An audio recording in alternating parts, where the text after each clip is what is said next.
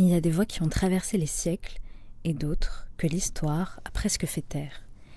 Il y a ce qu'on lit et puis il y a ce qu'on ne nous a pas dit.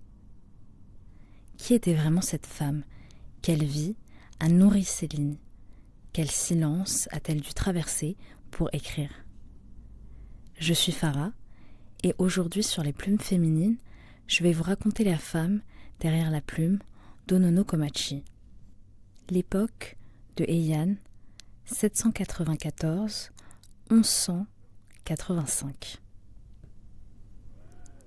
En 794, l'empereur Kamu déplace la capitale impériale vers Heian-Kyo, qui deviendra Kyoto, inaugurant une ère de près de 4 siècles pendant laquelle la cour impériale du Japon développe une civilisation d'une sophistication sans égale. La structure sociale de Heian repose sur une aristocratie restreinte appelée le Kuge, dont les membres consacrent leur vie à composer des poèmes, jouer des mélodies, manier le pinceau de calligraphie et participer à un jeu sophistiqué de séduction codifié. C'est l'époque du mono aware, littéralement la sensibilité à le pathos des choses.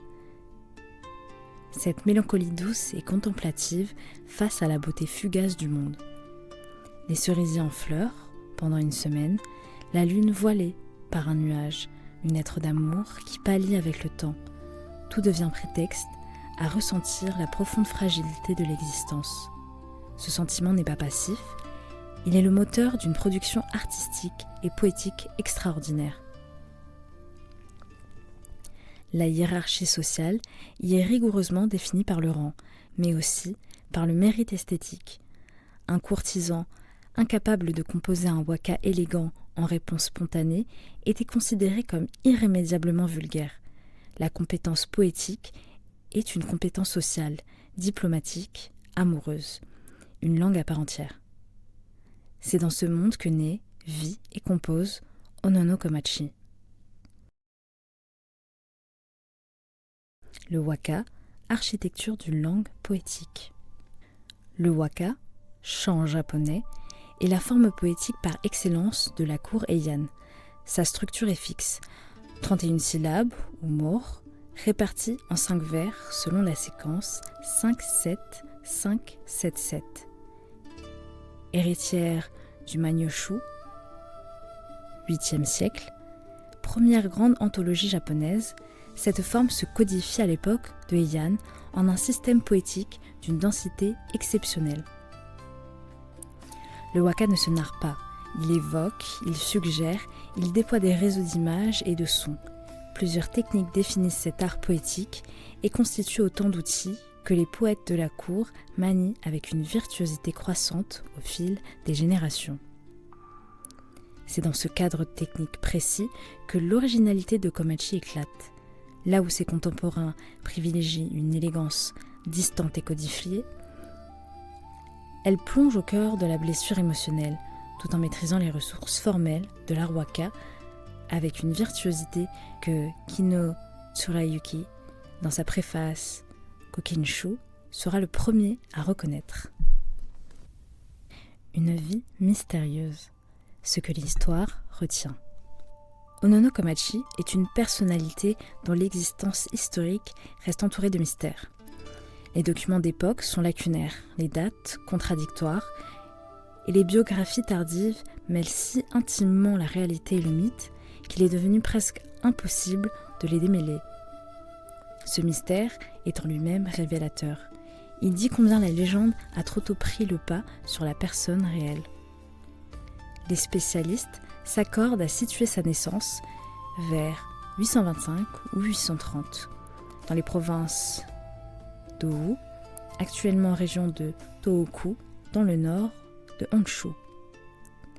Elle serait issue d'une famille de rang modeste mais cultivée, peut-être liée à la lignée d'Onono Takamura, poète et calligraphe célèbre de la même époque.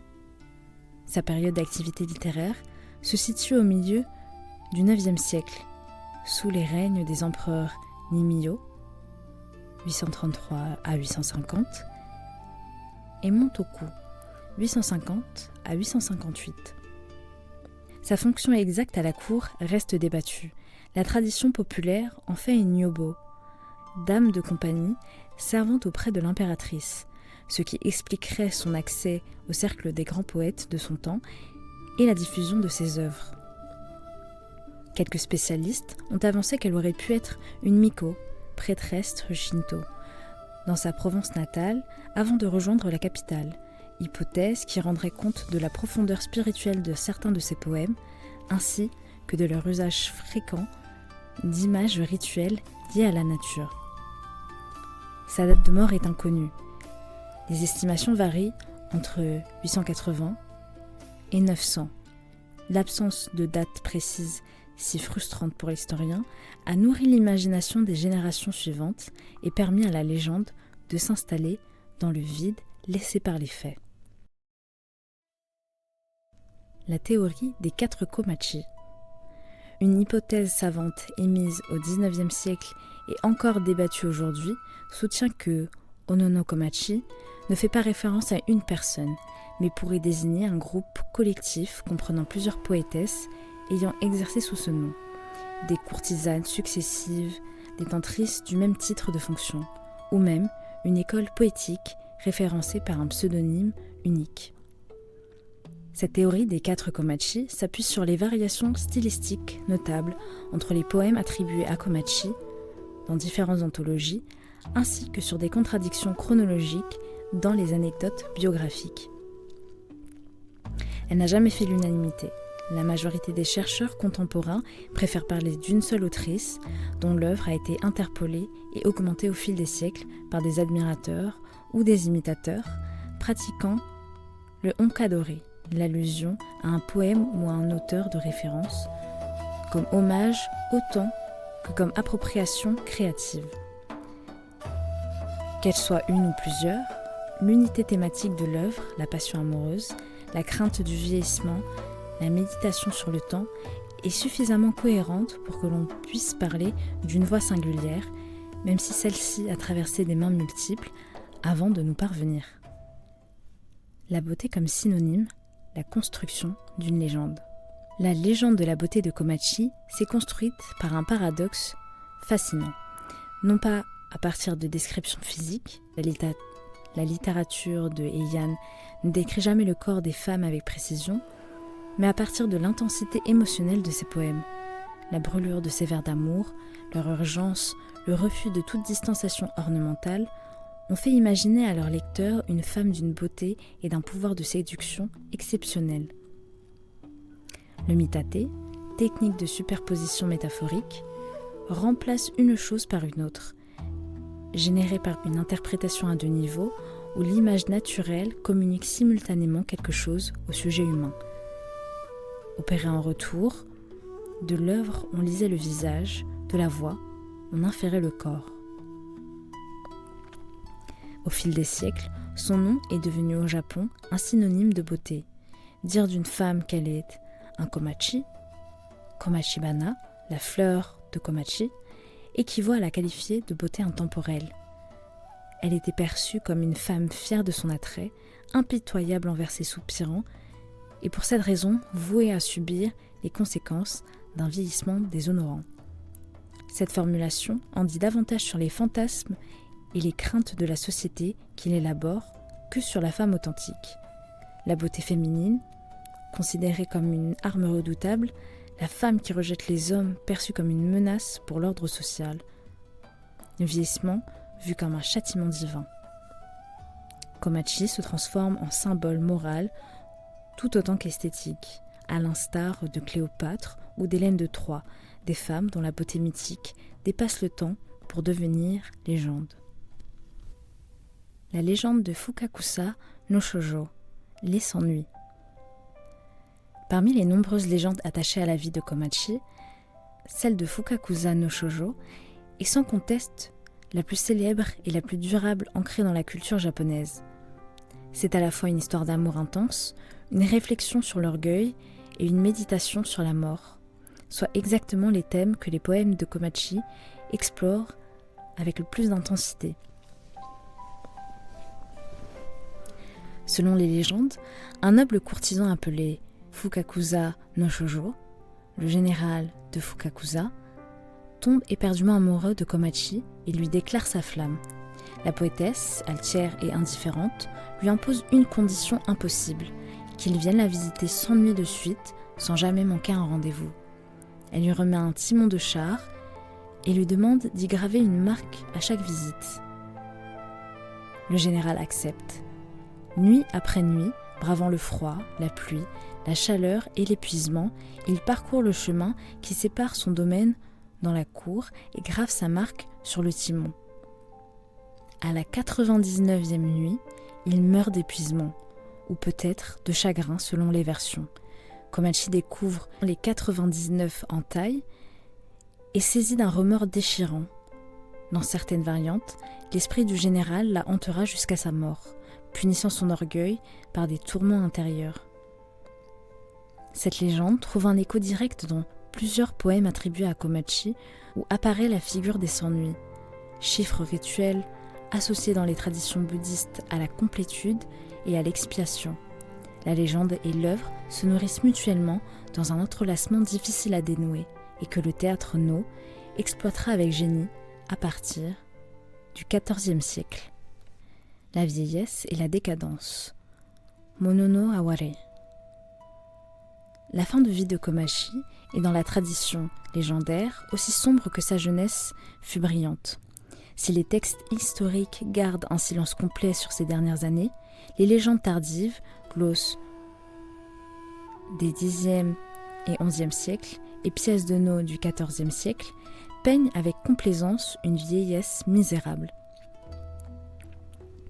Dans ces récits, Komachi, abandonnée et déchue, erre comme une mendiante sur les routes du Japon. Sa beauté légendaire s'est effondrée. Ses vêtements sont en lambeaux, ses yeux autrefois brillants sont ternes. Elle survit grâce à la charité de ceux qui reconnaissent parfois, dans cette vieille femme pitoyable, l'ombre de la grande poétesse. Loin d'être simplement cruelle, cette iconographie de la décadence porte une charge philosophique profonde. Elle incarne le Monono Aware, à son degré le plus poignant. Tout ce qui brille est destiné à s'éteindre. La fleur de cerisier la plus somptueuse tombe en 5 jours. La beauté la plus absolue est la plus mortelle. Ce sentiment, que Komachi avait elle-même mis en mots dans ses poèmes avec une conscience aiguë du vieillissement, se retourne contre elle dans la légende, comme si la vie réalisait le poème. La reconnaissance institutionnelle, les anthologies impériales. La place de Komachi dans la tradition poétique japonaise est attestée dès son vivant ou peu après sa mort par sa présence dans les plus grands recueils de son temps. Le Kokinshu, recueil de waka anciens et modernes, compilé vers 905 sur l'ordre de l'empereur Daigo par Kino Tsurayuki et de ses collaborateurs, est la première anthropologie impériale de waka et un monument fondateur qui définit les canons esthétiques de la poésie japonaise pour des siècles. 18 poèmes de Komachi y sont inclus, nombre remarquable pour une femme dans un recueil largement dominé par des auteurs masculins. Kino Tsurayuki, dans sa célèbre préface japonaise Kanajo, dit du Kokinshu, place Onono Komachi parmi les Rokasen, ces 6 immortels de la poésie, distinction suprême. Il la décrit comme une voix dont la profondeur émotionnelle touche directement le cœur avec une économie de moyens éblouissante. Cette mention dans la préface d'une anthologie impériale équivaut à une consécration officielle, définitive et irréversible. Son 9e poème dans le Yakuni Nishu, 100 poèmes de 100 poètes, une anthologie réalisée vers 1235 par Fujiwara no Teika et qui est devenu par la suite le recueil de poésie le plus populaire et mémorisé du Japon, assure indiscutablement son immortalité. Ce recueil est appris à l'école, récité lors des jeux de Karuta du Nouvel An, chanté lors des cérémonies. La voix de Komachi dans le paysage poétique de Heian. Pour saisir l'originalité de Komachi, il faut la situer dans le contexte poétique de son époque, non pas pour la réduire à ce contexte, mais pour mesurer à quel point elle s'en écarte ou le radicalise. La poésie de Heian est une poésie de la suggestion et de l'allusion. Le honkadori, technique qui consiste à reprendre des vers ou des images d'un poème antérieur célèbre, le honka, poème d'origine, pour créer un dialogue intertextuel, est l'un des outils les plus sophistiqués de cet art. Un poème de Komachi qui évoque la pluie ou les feuilles mortes n'est jamais une simple description météorologique. Il s'inscrit dans un réseau de résonance avec des dizaines de poèmes antérieurs qui ont utilisé des images et tire une partie de son sens de cet entrelacement de voix. Komachi maîtrise parfaitement le honkadori et les autres grandes techniques de l'art waka. Ces kakekotoba, ces mots pivots à double lecture qui permettent à un seul groupe de syllabes de fonctionner simultanément dans deux contextes sémantiques, sont parmi les plus habiles et les plus organiquement intégrés de toute la tradition. Ces makura kotoba, loin d'être de simples formules épithètes conventionnelles, s'articulent avec le reste du poème d'une façon qui leur redonne vie et nécessité. Mais là où ses contemporains maintiennent souvent une distension élégante entre le poème et l'émotion vécue, Komachi abolit cette distance. Ces jo, ces préludes naturels qui introduisent le thème central, ne sont pas de simples ornements, ils sont la métaphore exacte de la douleur qu'ils annoncent. L'umitate n'est pas chez elle une figure de style, c'est une vision du monde, une façon de penser le rapport entre la nature et l'humain comme un seul et un même mouvement. Ces kigo, ces mots saisonniers codifiés qui situent le poème dans un espace-temps émotionnel reconnu, sont également remarquables par leur utilisation non pas comme ornement codifié, mais comme corps vivant du sentiment. Quand elle invoque les utamakura, ces noms de liens chargés de résonance poétique par la tradition, elle ne les cite pas, elle les habite. L'ensemble de ces techniques chez Komaki ne se voit pas. C'est peut-être là sa plus grande virtuosité. L'art, dissimulé derrière l'urgence apparente de la voix. On croit lire un cri, on lit en réalité une architecture. Les grands thèmes, un territoire émotionnel cohérent. L'analyse de l'ensemble des poèmes attribués à Onono Komachi révèle un territoire thématique d'une cohérence saisissante qui dessine en creux le portrait d'une femme intensément consciente de sa propre mortalité. L'amour non réciproque ou perdu. C'est le thème central de son œuvre. Ses poèmes d'amour ne décrivent pas l'amour heureux, ils sont la cartographie précise du désir insatisfait, de l'attente nocturne, du message sans réponse, de la rencontre qui n'aura pas lieu. Dans la pratique courante à Heian, les échanges amoureux passaient par des poèmes envoyés, souvent via la technique du zotoka, le poème échangé. Et les poèmes de Komachi disent, mieux que quiconque, ce que coûte l'absence de réponse. La beauté qui décline est le vieillissement. Avec une acuité rare pour l'époque, Komachi thématise sa propre défaillance physique. Ses kigo, otono et hiverno sont rarement de pures images saisonnières. Ils fonctionnent presque toujours comme un mitate de son propre corps vieillissant. Cette conscience du déclin est ce qui fait d'elle une figure si radicalement moderne. Le rêve comme un espace de refuge. Plusieurs poèmes de Komachi explorent le motif du rêve, genre défini dans la tradition waka sous le nom de Yume no Uta. Dans ces poèmes, le sommeil est le seul espace où l'être aimé peut être présent. L'éveil est une perte. Ce motif du rêve refuge préfigure des développements plus tardifs de la sensibilité bouddhiste japonaise sur l'illusion et la réalité. La solitude nocturne est latente. La nuit est chez Komachi un espace ambivalent, espace de désir et de la rencontre possible, mais aussi espace de l'absence et de l'insomnie. Ces poèmes nocturnes sont parmi ses plus intenses, et leur usage des utamakura, liés à des lieux de rendez-vous amoureux traditionnels, Fushimi, Osaka, leur donne une résonance intertextuelle particulière. Le théâtre No, Komachi sur scène. L'influence de Komachi sur la culture japonaise s'est manifestée de manière particulièrement saisissante dans le théâtre No, forme dramatique codifiée au XIVe siècle par Zeami Motokiyo et son père. Cet art qui mêle masques, danse lente, chant et poésie s'appuie massivement sur le onkadori. La puissance émotionnelle d'une pièce de No tient en grande partie à l'entrelacement des poèmes anciens, dont le public lettré reconnaissait les vers et en percevait toutes les résonances. Komachi, avec son œuvre connue de tout courtisan cultivé, était une source idéale pour ce travail d'allusion. Au moins 5 pièces majeures du répertoire No sont consacrées à Komachi, ou s'inspirent directement de sa légende. Voici les 2 plus célèbres. Sotoba Komachi, Komachi sur la stèle bouddhiste.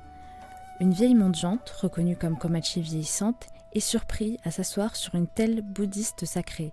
Sous l'interrogatoire d'un moine, elle révèle être l'esprit de Komachi, tourmenté par le karma de ses amours passés.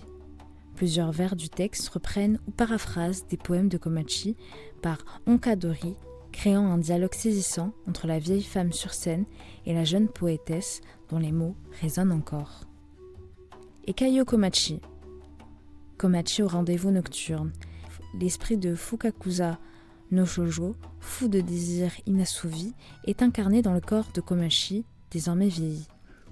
La pièce explore la notion bouddhiste de possession par un esprit en peine, Goryo, et la douleur de l'attachement au-delà de la mort. Elle est considérée comme l'une des plus belles pièces du répertoire No. Cette pièce transforme Komachi en figure cosmique à la croisée de la beauté, du désir, du karma et de la mort. Le No amplifie les dimensions spirituelles de sa légende et lui donne une profondeur métaphysique que les simples récits biographiques ne pouvaient pas atteindre. L'art visuel de l'ukiyo-e au portrait contemporain. Komachi a été une figure très représentée dans les arts visuels japonais, et notamment dans l'ukiyo-e, l'art de l'estampe sur bois de la période Edo. Dans ce genre, sa figure illustre un paradoxe fascinant.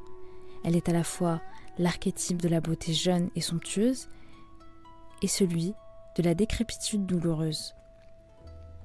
Katsushika Okusei, 1760-1849, dans sa série Des 100 poètes, la représente comme une vieille femme solitaire contemplant la lune, image qui condense à la fois sa grandeur passée et la décadence présente, dans un contraste poignant entre l'astre éternel et la fragilité humaine.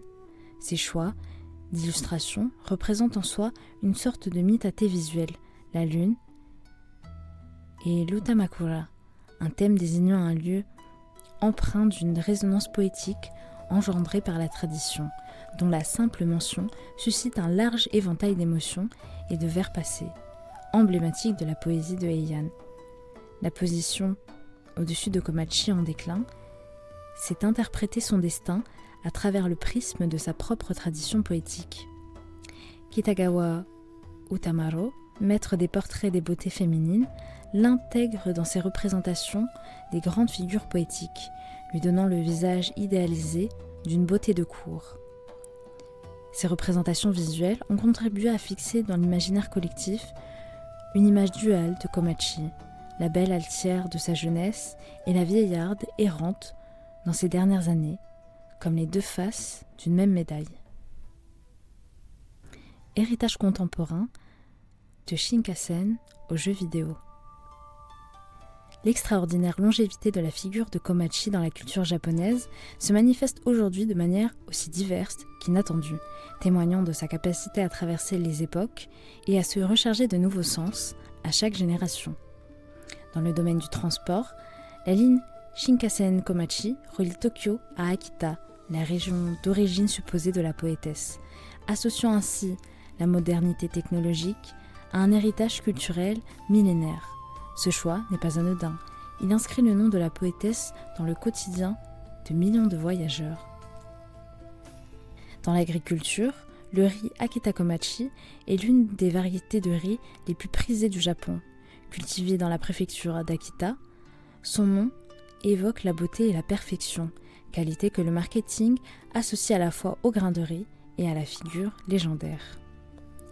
Dans la culture populaire, Komachi apparaît dans de nombreux mangas, animés et jeux vidéo.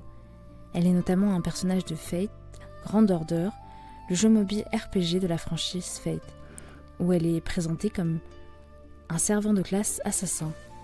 Choix révélateur qui souligne sa réputation de femme dangereuse pour les hommes. Sa popularité dans ce jeu, qui compte des dizaines de milliers de joueurs dans le monde, assure une transmission de sa légende à des générations qui n'auraient jamais autrement rencontré son nom. Komachi est la relecture féministe. L'une des relectures les plus stimulantes de Komachi au XXe et XXIe siècle est d'ordre féministe. Des chercheuses et artistes japonaises ont proposé de réinterpréter la légende à la lumière des rapports de genre de l'époque de Heian. Dans cette lecture, Komachi n'est pas une femme orgueilleuse et cruelle, mais une artiste qui a exercé un rare contrôle sur sa vie sentimentale dans une société où les femmes étaient généralement soumises au désir masculin. Son exigence poétique envers ses admirateurs, les échanges amoureux à Heian passaient principalement par des otoka, poèmes échangés dont la qualité formelle était elle-même une forme de déclaration, dessine une figure d'une indépendance remarquable par son temps. La punition légendaire de sa vieillesse misérable serait alors moins le résultat de son karma que la projection des désirs masculins de voir la femme trop libre être finalement châtiée. Cette relecture ne falsifie pas l'histoire, elle enrichit notre compréhension de la manière dont les légendes s'écrivent et pour qui elles servent.